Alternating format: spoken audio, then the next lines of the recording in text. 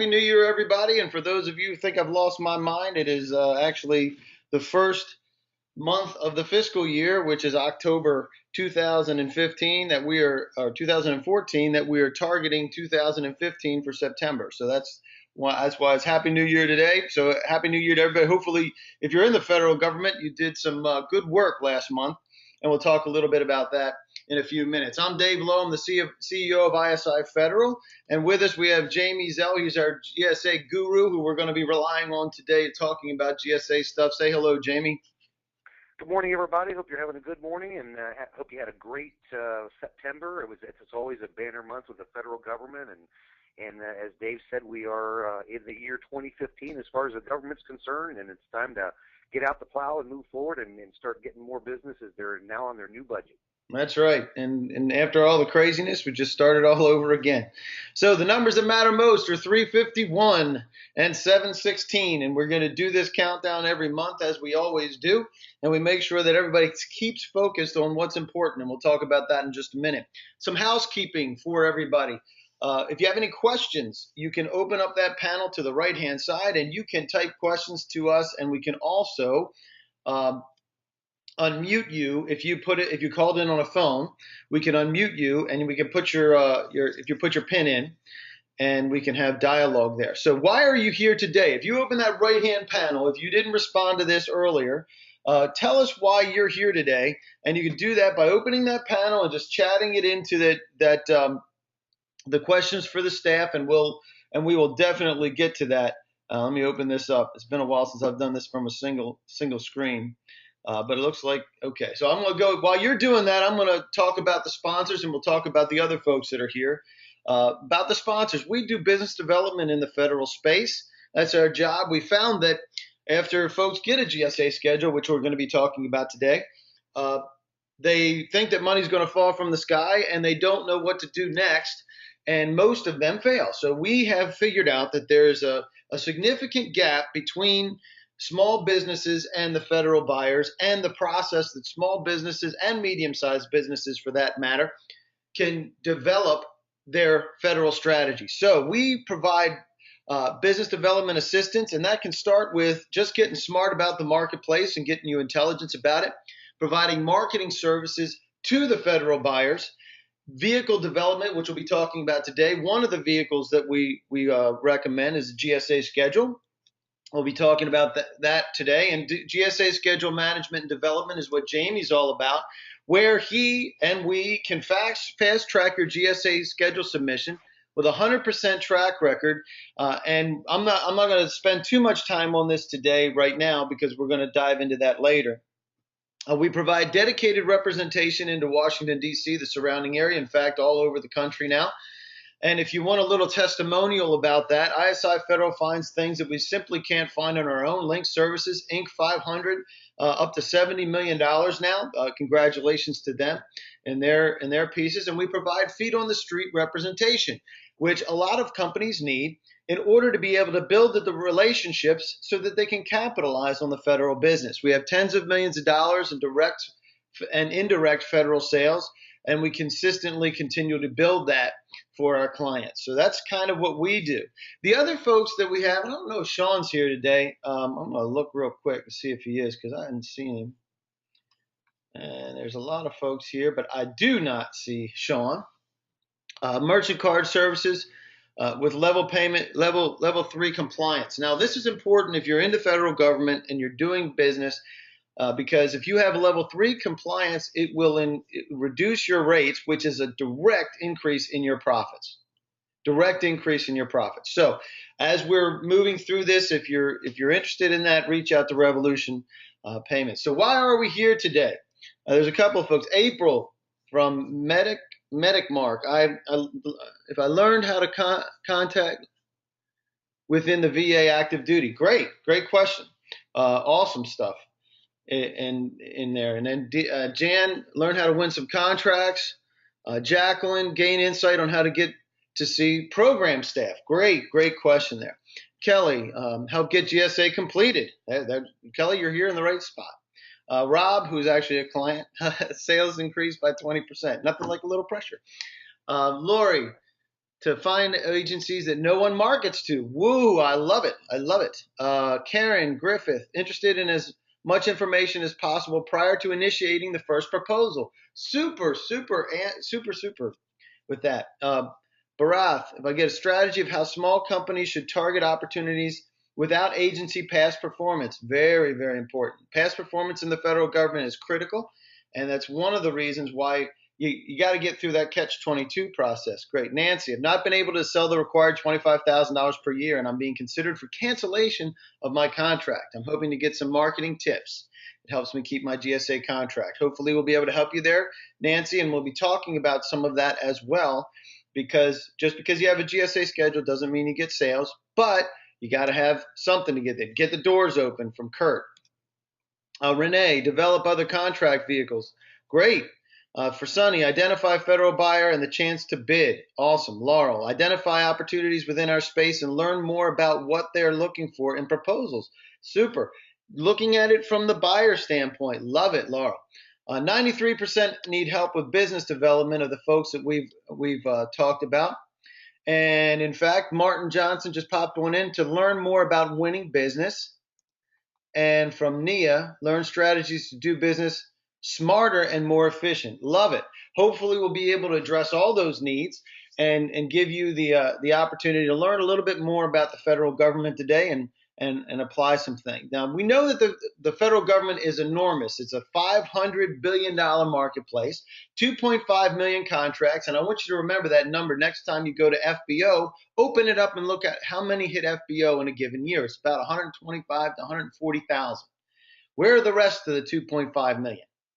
That's the question, and that's one of the answers. When I first got into this, that's what I wanted to know.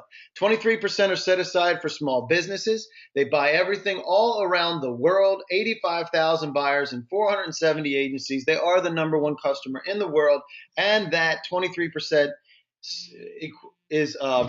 goes towards the small business world at $115 billion.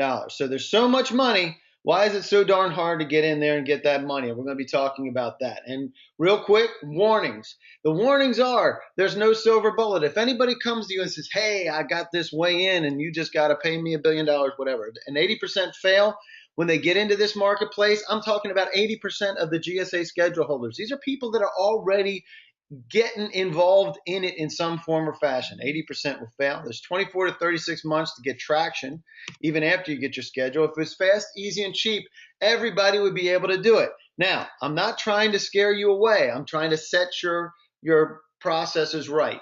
You can't arbitrarily apply timelines or budgets. So don't just say, I'm going to do this for 6 months and see what shakes out. That's not going to work. You need to look at how the federal buying works in your industry. And you need to budget accordingly. The system's wired against you, but that doesn't mean that you can't win, but it's wired against you. The big boys do not want you to get in, and there are no guarantees to getting work.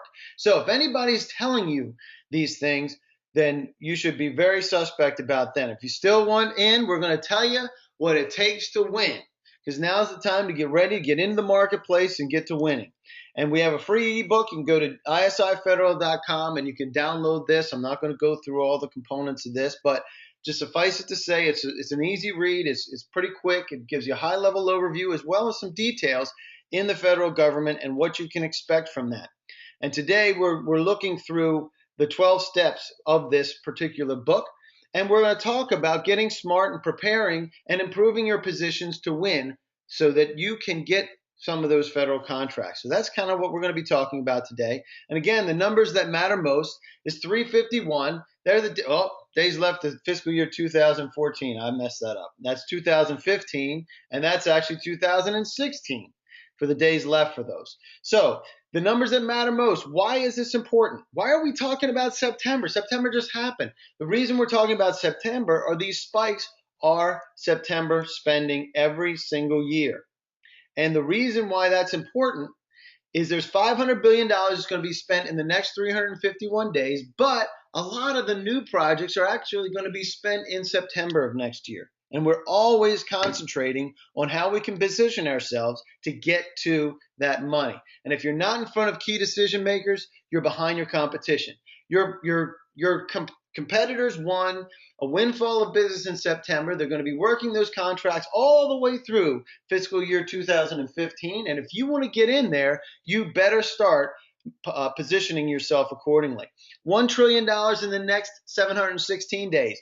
This is critical to think about. Take your thinking from 30, 60, 90 and expand that to 1 year, 2 year, 5 year plan. Then you're going to be in a position to be able to work your way into the federal government. So what happens in September? They have to spend every budgeted dime, 200 to 1,200 increase in activity, response times as short as 24 hours. And this just happened, folks. Less competition, usually less than 3 competitors. Fast approval, it has to be done by the 30th. And there's weekend activity. We just experienced all this stuff. Less scrutiny from the inspector generals and government accountability. And negotiated pricing. We just saw all of this happen. We were just involved in a bunch of different contracts, right up to the wire, right up to 9:30, and it happens across all the different environments because we look at the marketplace a little bit differently than most. We want to know where the money is. And this is what's happening in supplies. It happens the same way in services. It happens the same way in mobile office buildings. It happens the same way in staffing. It happens the same way in specialized IT. And this is an interesting one because virtualization is growing. It wasn't even a market back in 2005 very much. But now it's expanding in cloud computing and all the rest of the components. Look at that upswing for that specialized IT. Specialized health, huge now, right? With healthcare changes. All this looks very familiar, doesn't it? Those spikes always in September. Specialized services, including remediation services. They find out something's wrong. They do contracts in September. And this is facility support. You can see this happening. This is what's going to happen now over the next year. You can see we're in October and November. The spending is way down off of September, right? And all that is baseline spending. So the rest of the spending that you're going to see are contracts, spending that have happened, and tasks oriented onto existing contracts. So the baseline spending, you're going to see small amounts of new projects that are coming out over the next few months. The new projects are going to start happening in July, August, and September of next year. So we're focusing not on what's going to happen in the next 4 or 5 months. We're focusing, we might get a little blip in March. You might get there because that usually happens in most industries. And so we're looking at what's going to happen in the next 12 months and how we can position ourselves over the next 12 months to get ourselves ready for that spending in July, August, and September. That makes sense for everybody?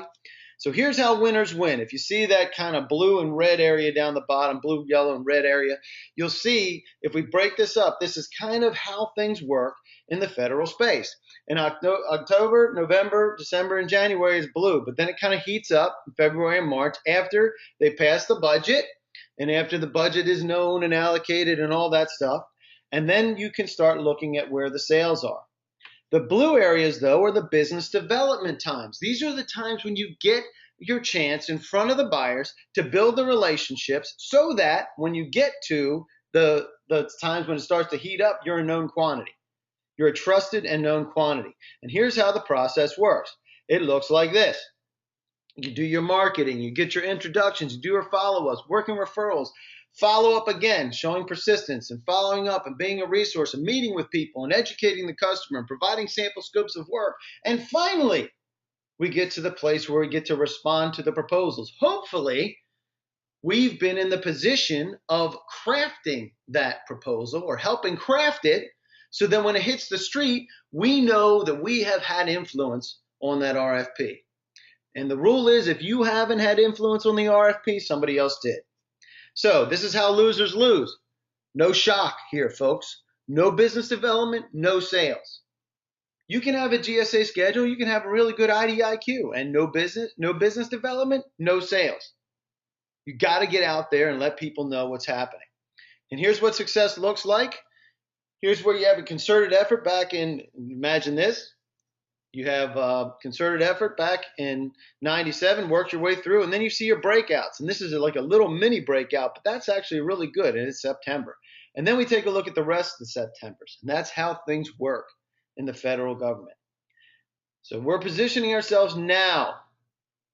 We're going to start right now to position ourselves for September spending. Make sense for everybody? So there's a 12-step review again. Get smart. We're going to prepare and improve our positioning so that we can win.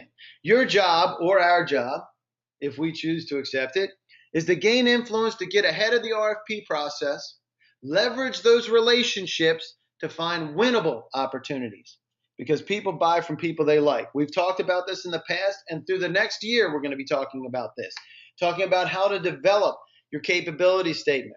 It's your company resume. It's a one-page slick. Nobody's going to hire you off of this, but there's 3 different people that you're going to be talking to, and we'll talk about them in a few minutes. You're going to build your capability statement to resonate with every single one of those folks. Just one page will resonate with all of those. People don't hire from it, but your first impression is probably going to be your capability statement. We've talked about introduction calls, how to get in front of the people. We're going to be talking about that some more. Acting as if you know them already and they know you and your friends changes the whole dynamic of the conversation because of how you approach it. Executive and procurement briefings are things that we do all the time to make sure that we're in front of and stay relevant to your decision makers. Being able to touch them 8, 9, 10, 12 times before it even happens. So then you become a known quantity. How to manufacture a referral. We talked about this a couple months ago. Knowing who you want to reach and going through the process of tying these people together. People that you don't know are going to refer you to people that you don't know. How does that happen? It happens because of the approach that you take. And if you pick up the phone and you talk to somebody and say, hey, we know that you're 2 levels above this other person. Do you know that person? It's one of the good guys. Really cool process we talked about. Today, we're going to be talking about contract vehicles. We've already talked about this a little bit a couple of months ago, sorry. And these are the tickets to the dance. You get to go to the dance if you have a ticket. If you don't have a ticket, no dancing. That's just the way it is. And today we're going to be talking about GSA schedules, also known as GSA contracts, and we're going to pull this stuff together.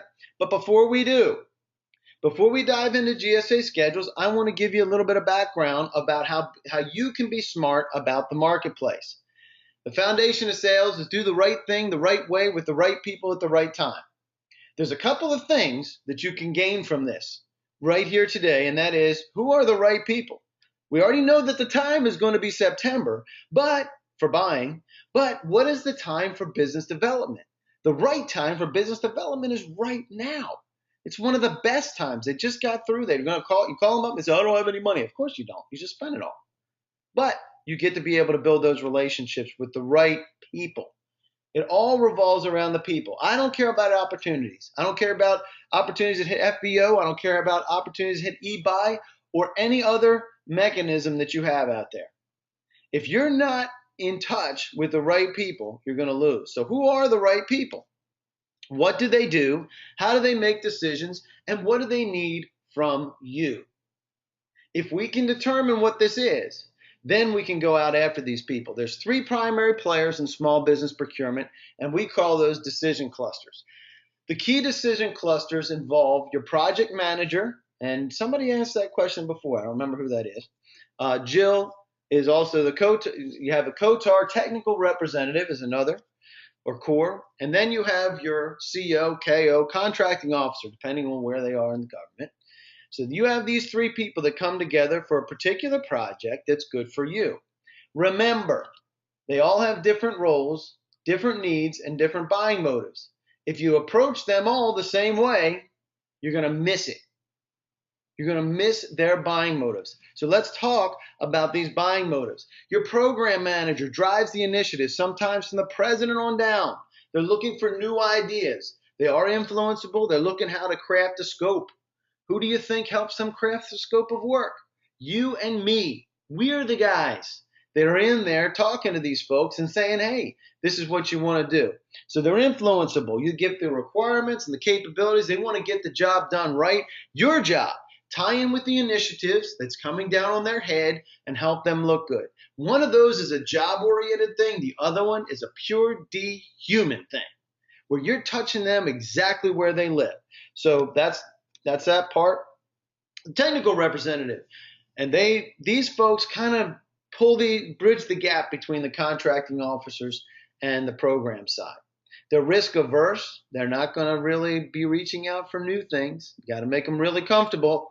They assist them in assembling the technical requirements, government standards, all the rest of the components to make sure that the pieces that are going to be incorporated into the opportunity are correct.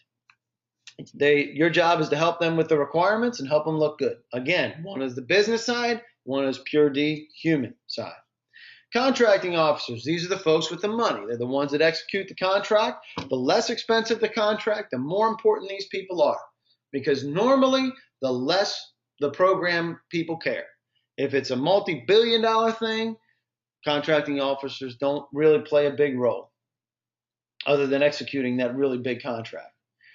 When it comes to something that's $750,000 and less, which is really good money for us small business folks, right? These people become very important and very important for us to know. They won't teach you. They're busy. They're risk averse. When I mean risk averse, they definitely don't like new things. They're experts in moving paper. This is not to mitigate or minimize their worth, because a lot of people ignore these folks, and do not ignore these people. I got shot by a contracting officer that I didn't know, had all the depth and relationship within the organization, lost a $5.2 million contract. That still bothers me to this day. They select the purchasing mechanism. Is it going to go out to full and open? It's going to be set aside to an 8A. Is it going to be competed between 3 GSA schedule holders? These are the people that make that decision. Any of the check boxes, they're the ones. They develop the contract documents. They administer it post-award sometimes. They want the fastest way to purchase. The fastest way to purchase. So your job, make it easy for them and make them feel valued. And again, one, dealing with their business and their job. The other one is hitting them right smack in the heart with having them feel valued as opposed to treating them like dirt. So you got to think about the people on the other side of the desk, folks. And this is one of the ways that if you approach them properly, you can really, really win.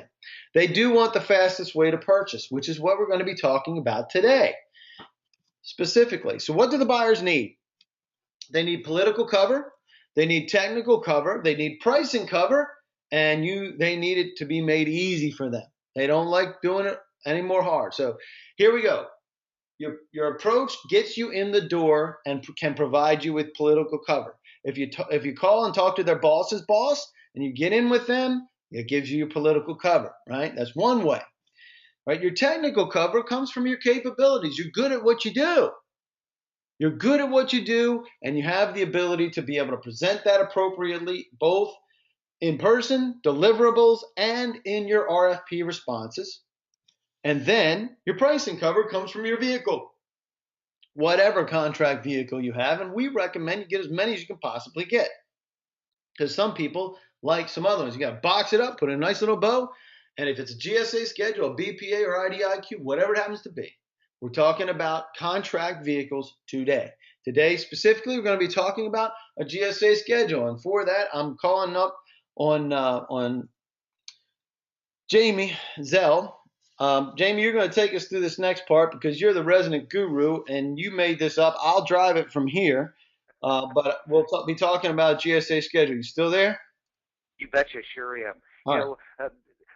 GSA has actually been around since the 1940s. It is a deeply embedded system which streamlines the purchasing of products and services. It makes it easy for the government to acquire what they need to satisfy their end users. It's a purchasing vehicle. It streamlines, again, makes it easy for that buyer to pull the trigger and be able to go after goods and services and be able to make their job easy in order to satisfy the end users as easy as possible. The GSA schedule itself runs, it's a 5-year contract. And that particular contract, it goes up for a 5-year cycle. It's also renewable, and it's renewable up to 3 times from the original award itself. So it'll last up to 20 years, and that's a nice long cycle for a purchasing vehicle. And if you've got that thing in your pocket, you're moving in the right direction as far as addressing what a large part of the federal government is going to be looking for. Multiple award schedule, you hear that, MAS, also federal supply schedule or FSS, all means the same thing. We're in fact talking about GSA schedule, GSA contract. There's 39 different schedule categories that cover a full array of things, everything from medical supplies to computer equipment to furniture to engineering services. Spin the wheel. GSA buys almost everything. In fact, I think the only thing they don't buy is ammunition and guns, which happens to a different division of the government. But other than that, these guys buy everything. Menu of products and services. There's all these different schedules themselves, and then within every GSA schedule, they have what's called special item numbers or SIN codes. And the SIN codes further define the specifics of what you can actually offer within a given GSA schedule. So it's the thing where you look at the schedule itself to look at the right category, and then subcategories within that would be your special item numbers or your SIN codes. Who funds the GSA? GSA is self-funded, and it's actually funded through you and I, as we are GSA schedule holders. It's called the Industrial Funding Fee, it's also known as IFF, and you know the government has acronyms for everything. And essentially, when you sell to the government through your GSA schedule, as you're making your sales, every quarter you tally up your total and take 3/4 of 1% of what you've sold to the government, and you then cut a check and send it to GSA. But the good news is, when we're building your final price points that are actually going to be approved through GSA, we add that 3/4 in on the front side. So it doesn't cost you anything from a margin perspective. You've been pre-collecting that fee for their industrial funding fee, and that covers their salaries, their offices, their buildings, their computers, their climate control systems. The industrial funding fee is what powers GSA and covers all of their costs, and it's built from the inside out. And the beautiful part is it's painless because we add it into your price on the front end, and then we just wash it back out once a quarter through industrial funding fee.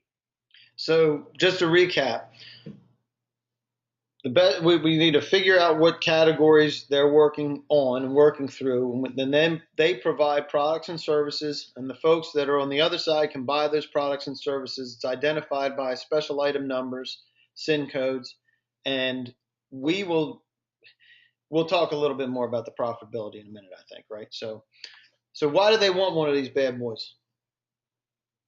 Well, first of all, go ahead and click on, if you would. Why do you want a GSA schedule? A large portion of the government spending happens through GSA. As I mentioned earlier, this system's been around since the 1940s. A large portion, in fact, happens directly through GSA. And the thing about GSA is that you either have a GSA schedule or you don't. And as we move forward into our next bullet here, these are GSA-only purchases. You either have a schedule or you do not. And if you don't have a GSA schedule, you're not going to be able to take advantage of any of the GSA-based purchases. There's no way to fake this or come in the 11th hour or the last minute, and we've had people approach us where they found out about an opportunity or they've been working on one and it goes GSA in the 11th hour and they don't have their GSA schedule. They missed the opportunity. It's GSA-only. It's a GSA-only purchase, and if you don't have a GSA schedule, you lose. So you don't want to be on the losing end of the deal. The good news is within GSA there's less competition because GSA-based purchases are in fact only GSA schedule holders, and also less competition can go down to only one person. The buyer likes you, they like what you have your GSA schedule, they're buying off GSA schedule. They have already done their political cover. They have satisfied the need for competition because your GSA schedule, part of that equation is your pricing has been approved as fair and competitive, and that can allow them to buy directly from you without even having to go out to bid, and that's a tremendous advantage as you're building your relationships. GSA Advantage is an environment. It's their electronic searchable phone book, if you will, to find solution providers for their needs for products and services. Only GSA schedule holders can be on GSA Advantage, and which is a good thing for GSA schedule holders, because if you don't have it, you can't be on GSA Advantage, and this is a resource that they do in fact use. Also, GSA eBuy, a direct purchase portal where the government buys products and services as well, is again only available to GSA holders. And if you don't have a GSA schedule, you can't participate in any of this. Hey, Jamie, I'm going to break off for just 1 minute. Okay. I'm going to drive people over to gsamarketcap.us real quick. Okay. I want to show them where they can download something real quick. You'll notice there's Jamie and there's me here. We provide articles for GSA Market Cap. It's a free service for contract holders. A lot of folks that are on this line are not contract holders yet, so we know that they may be interested in finding out what about their competition. So if you go here and hit this download sortable Excel file and you open it up, you're going to open up the first 2 years, the first 2 months, 2 quarters, geez, of 2014. This is the latest data that's available from GSA, and it'll show you all your competition that are already listed and what schedules they have. You can have more than one schedule, right, Jamie? That's exactly correct. In fact, many diversified companies have multiple or more than one GSA schedule because there's no way to put all the things they do into a single schedule. So you can be a multiple GSA schedule holder. Absolutely. Right. And so what we see here is we see these are separated into different categories, and there's a reason for this. First of all, you can look up anything that you want to. If you just want to see, if you're IT oriented, you want to see Schedule 70, you just click on Schedule 70, and boom, you see all the people that are IT oriented that are doing GSA schedules. Make sense?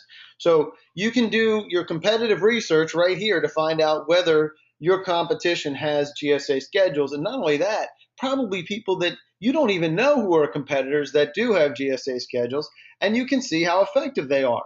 And there just a couple of things I want to point out about this. You see the green. The green is green because they're over $25,000, or in this instance is $12,500.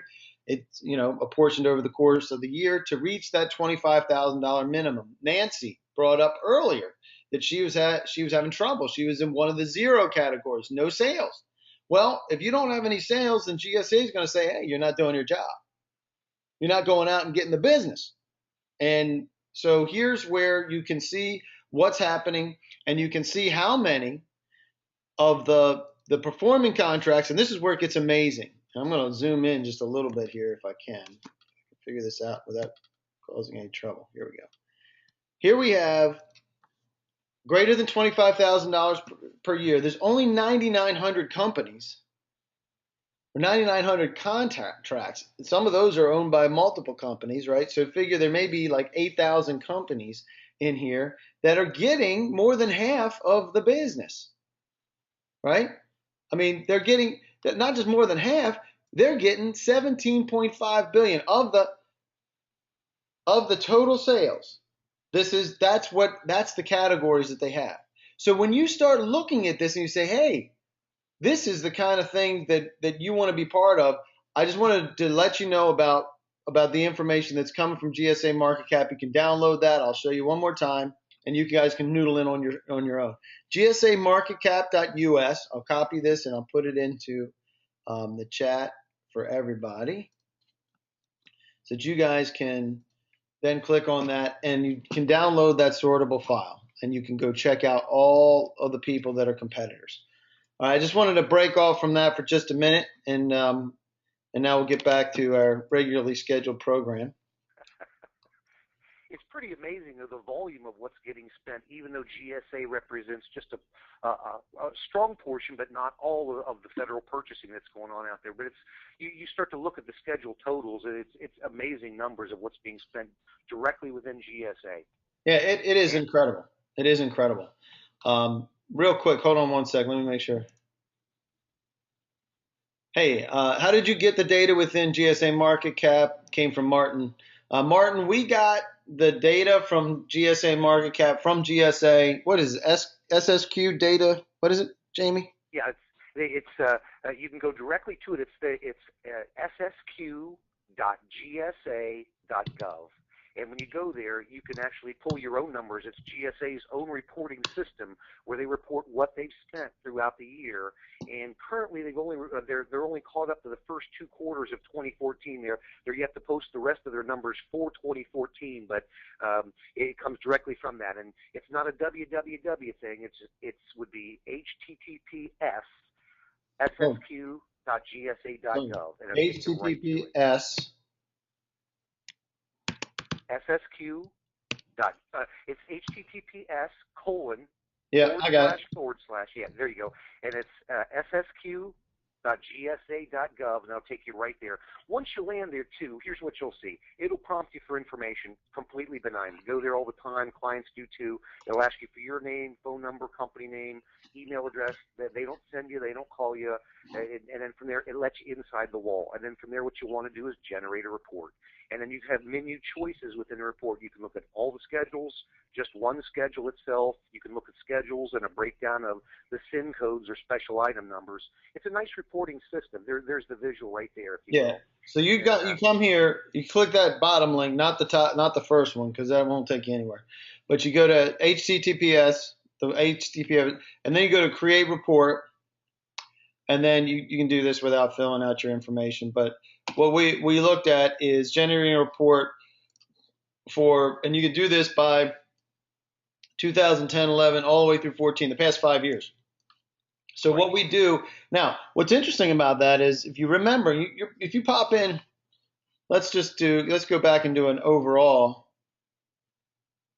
all schedules by all available years. So this is an Excel spreadsheet, and let's just open it up and see what it does, because usually this is pretty good information when you're looking at this stuff. So this will tell you all the different sales. It looks like they already have the sales. No, you'll see, man, it's hard to read these numbers. The reason why we redo it is because it's just freaking impossible to read their numbers. Hang on one sec. Pay no attention to the man behind the curtain. Sales, currency. Let's do it that way. Boom. All right.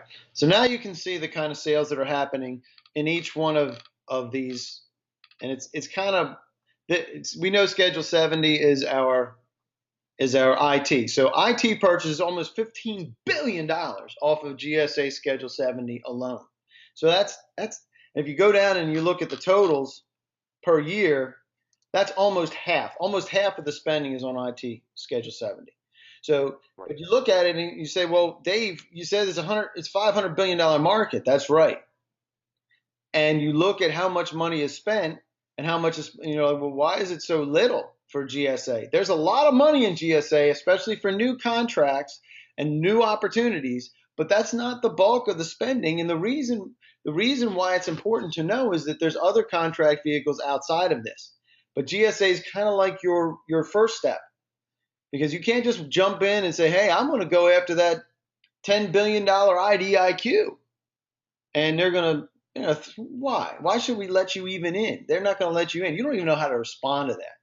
So you need to get your feet wet, get yourself going, get yourself in here, develop a few $1 million, 10, 15, $20 million worth, and then you're setting yourself up for your long-range plan. Does that make sense, Jamie? Did I cover that okay? Absolutely. That's a great summary. And again, GSA certainly isn't all the pie, but it's a big part of the pie. And it's a target worth going after, especially when getting your schedule and getting involved and making that your pathway is a great way to get started, because you got to walk before you can run. And GSA is a great way to go.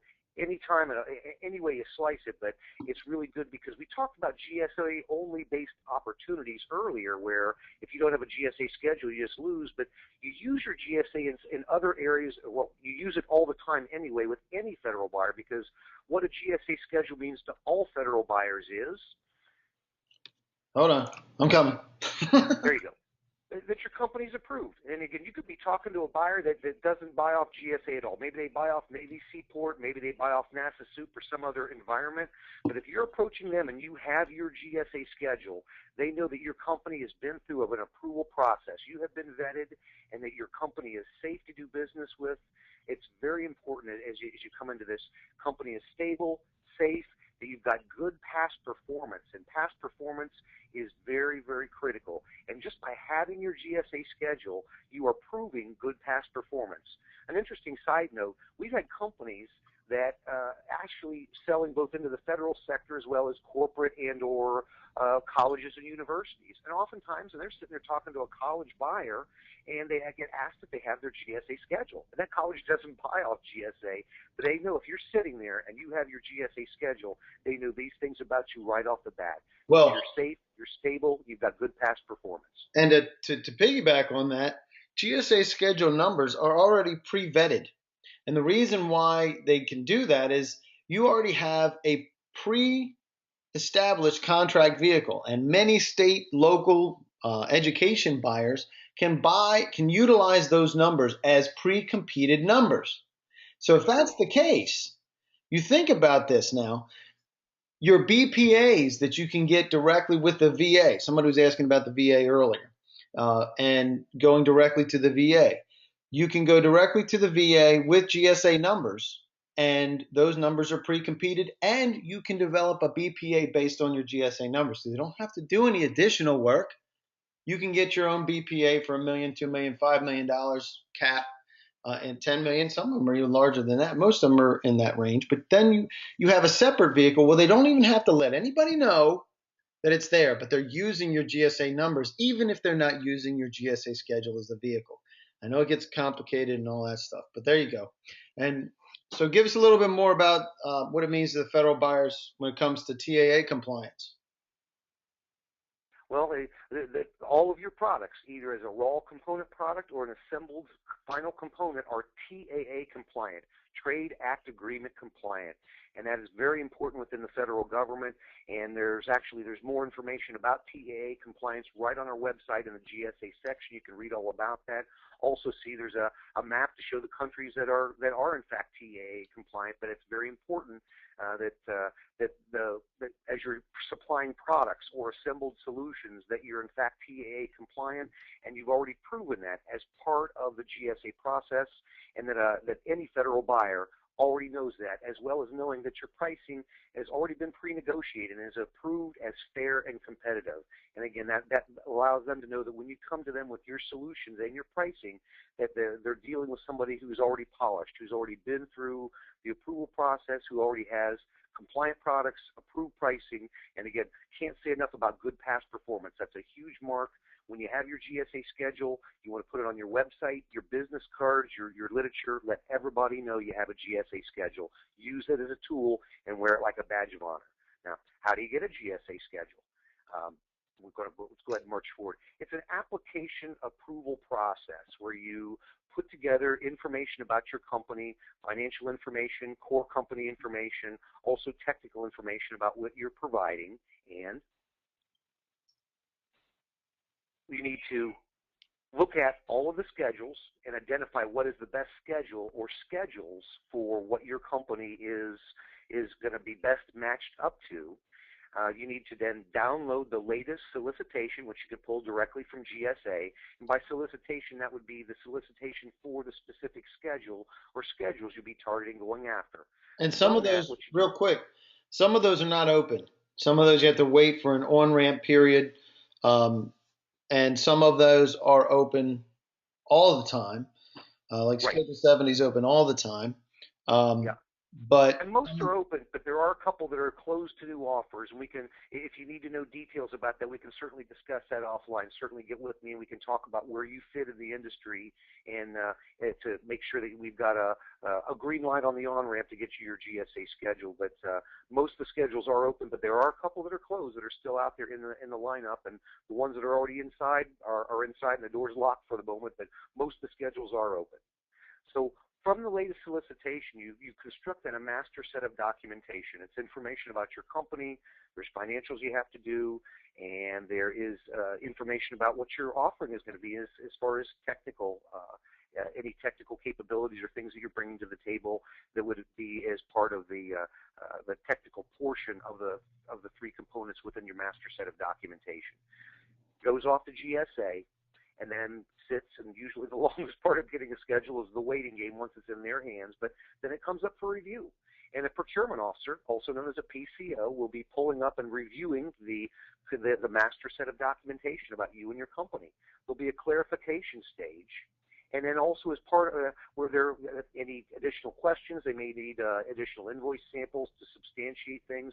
And then comes the most critical component of the whole thing is the negotiation phase, where you need to make sure that that you are not giving away the farm. And that's really important, because the GSA PCO being there to twist some arms, and they're trying to drive best price, and the pricing negotiation is a very critical component to not only get a schedule, but get a schedule where you have good margins still in there. Once you've made all the things, boom, the curtain rises. You got your GSA schedule award, and you are now an approved GSA schedule vendor. At that point in time, you're also considered to be a prime contractor, and you can subcontract with other companies in other areas, even within the continental United States. But then you've got your GSA contract, and you're good to go with moving forward into the federal government with your own purchasing vehicle as a prime contractor. Can you do it yourself? Yes, you can. You can do it yourself, but go ahead. It's a complicated process.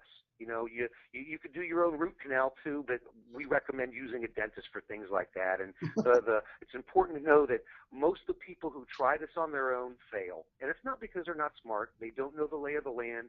They don't know the element of what needs to be pulled together, or how it needs to look, the right way to pull all the pieces together in the recipe.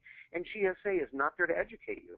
We've had clients that have wrestled with this, trying to do it on their own for 6, 8 months, a year plus, not getting there. Or they get it into GSA, and the procurement officer bumps it back and says, no, this isn't right. And they this isn't right, but here's all the things you need, or let me educate you now. They just dump it back in your lap. For the companies that do actually get to the other side, when they build it themselves, the average to get there is 15 months.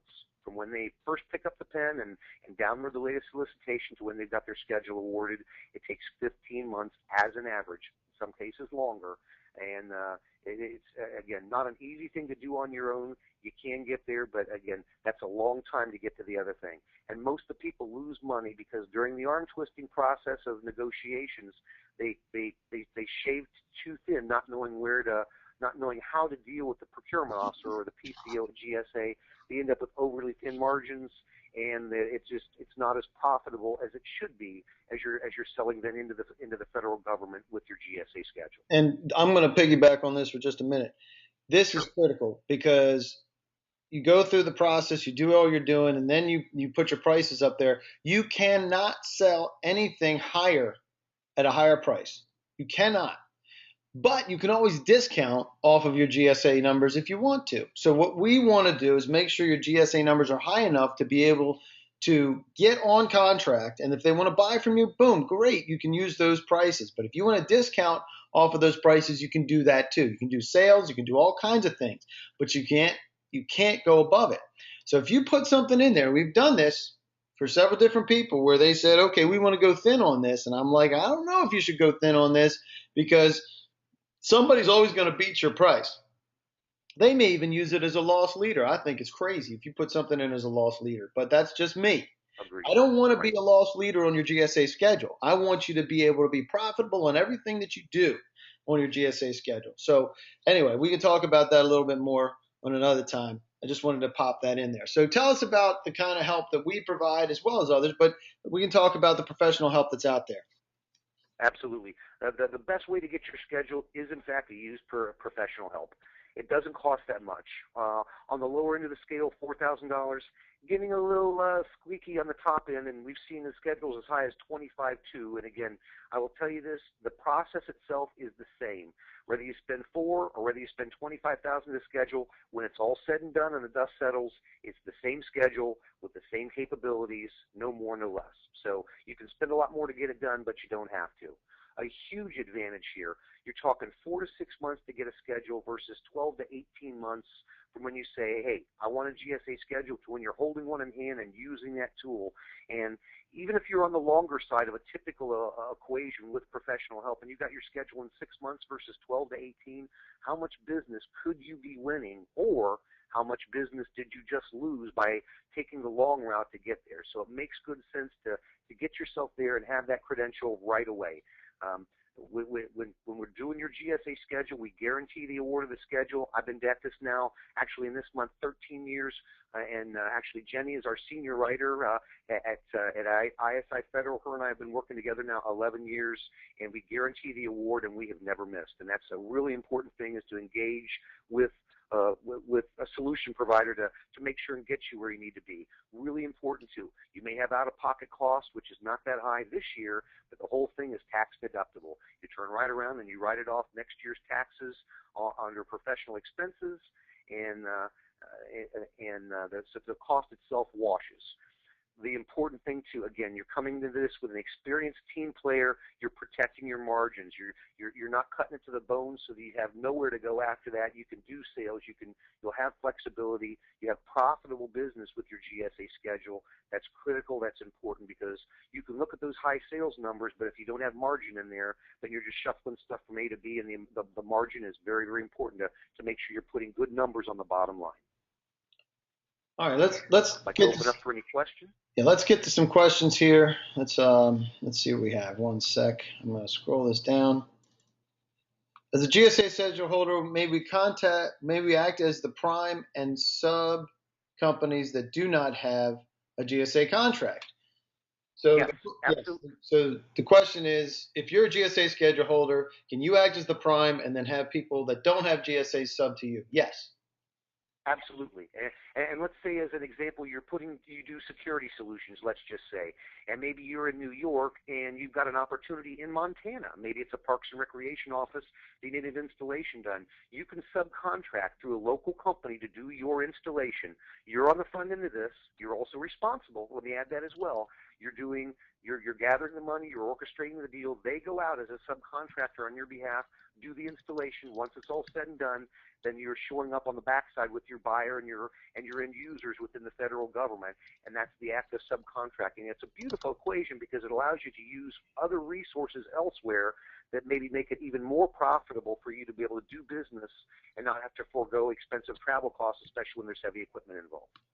Correct, Amundo.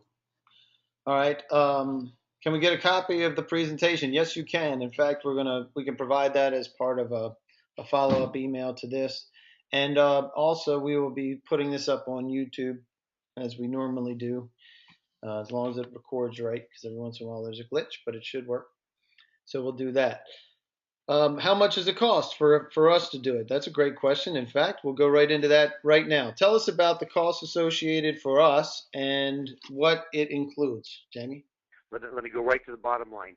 $39.95. We keep a sharp pencil on this. We want to make sure that this is a good investment for you to not only get your GSA schedule, use the tool, and be able to make it a profitable selection, adding that into your equation in this fiscal year as we just started 2015. We take you all the way through from cradle to grave, soup to nuts. We do complete proposal development. We submit to the GSA. Almost all schedules now go up electronically. We have the ability to upload electronically. We're there with you in the important components. Once it comes up for review, we're there working there with you, right alongside the CO at GSA, who is ultimately going to be awarding your schedule. We're there with you through the negotiation phase, and the most important components we talked about earlier in negotiation phase, to make sure that we hang on to your margin, to make sure it's a profitable solution for you. We do guarantee the award of the GSA schedule, always have, and we've never missed. Doing this now 13 years.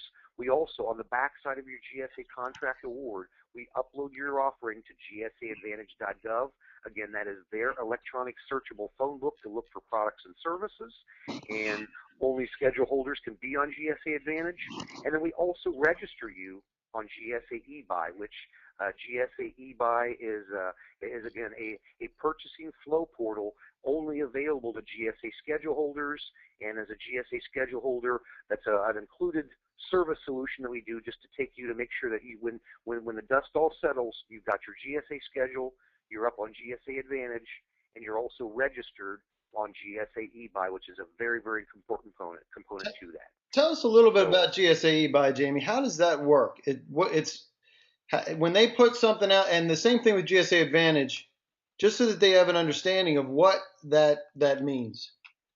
Well, part of how I think about GSA eBuy is in a way, it's like Fed biz ops, where they want something and they're going to put something out there where they're looking for X, and X could be anything. And again, with the diversity of what the federal government buys and purchases, it could be anything from 100 toilets to engineering services to medical supplies to furniture, or even within the realm of furniture, space management and planning equations. They have needs, and they will put their needs out there on GSA eBuy, and that's a very important component to make sure that you are keeping an eye on GSA eBuy, and you're not just up there, but you're taking part of your time to make sure that you're in there watching for and staying on top of opportunities within GSA eBuy, because things come up on there, and if you don't happen to be looking in the window to see if something matches what you provide, there's missed opportunities, and there's no reason to miss an opportunity, because as a GSA schedule holder, you are as likely to win the business as any other GSA schedule holder, and why let the government buy from your competition when they could be buying from you? Exactly. So, So again, so yeah, again, we do guarantee that solution, and again, it very importantly put you up on GSA Advantage, but even more so GSA eBuy, something to keep an eye on and make sure you're watching that. and that's So, only GSA schedule holders even know about those opportunities. So they have a GSA schedule. Now what? What happens? the now what, if you go back, and again, years back now, and I used to work with a different environment doing GSA schedules, and we never had a now what on the backside other than congratulations and go get them. But now what? Well, it's important to know, and I'll be the first one to tell you. Dave will back me on this. He mentions it too. And unlike other companies, they'll tell you, well, you get your GSA schedule and get your umbrella out in your bucket, because money's going to fall from the sky, and it does not.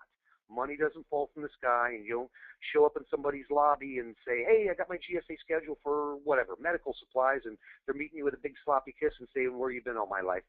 What it is, when you have your GSA schedule, think of it this way.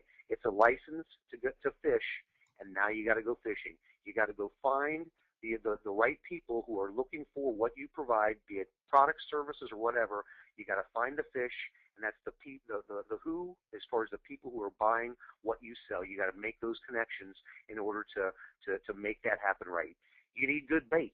And that's it. We're staying on the fishing equation, and this is a real good reference to that. You need good bait, and that's a good marketing strategy, because you can waste a ton of time. I mean, you've got 85,000 buyers out there. You need to be able to go right to the correct people that are going to be important to you, and because you need to dedicate time and resources. So you need to make sure that you're going after the right people, and you're taking and dedicating time and resources to go after this, because it doesn't just fall in your lap, but it's out there, and it's real dollars, it's real money. We saw that on the spreadsheet earlier, and there's some big numbers out there being purchased through GSA right now, but somebody in your firm has got to go out there, and somebody's got to go fishing in order to get that business and bring it into your company to put that to your bottom line. And I couldn't agree with you more, because you can look at how many fail. If 80% of them are failing, there's a reason why they're failing. It's because they don't have the capacity, or they didn't go out and go do it. It's not going to work just by yourself, and that's why, in fact, I didn't even want to get into GSA schedule development, because I hate paperwork. But Jamie loves paperwork, so I'm glad Jamie and Jennifer love paperwork, and we teamed up about 4 months ago, and he said, hey, you want to bring this in under ISI's umbrella? And I said, I want to bring it in under ISI's umbrella, but I don't want anything to do with the paperwork. So Jamie still handles the whole thing. But the beautiful part is that once you're done, because there's a bunch of folks out there, all they want to do is churn out GSA schedules. Tons of them out there. You can look them up. Just look them up. They're out there. They're all over the place, and they just want to churn out the schedules, or they want to sell you a database of who's out there. That's not what you really need. You really need the real people that are buying what you sell, and you really need to find and dedicate the resources to go finding the right people within those organizations. And I'm going to take over for just a minute, because the next part of this is the Market Essentials package of the key people who buy your stuff. And I want to talk specifically within an area. And this happens to be within computer security, right? So there's a lot of money being spent on security, IT security. So here you have the spending in a given year. Wouldn't you like to know Don Wheatley, who just spent $4.5 million? That was one person.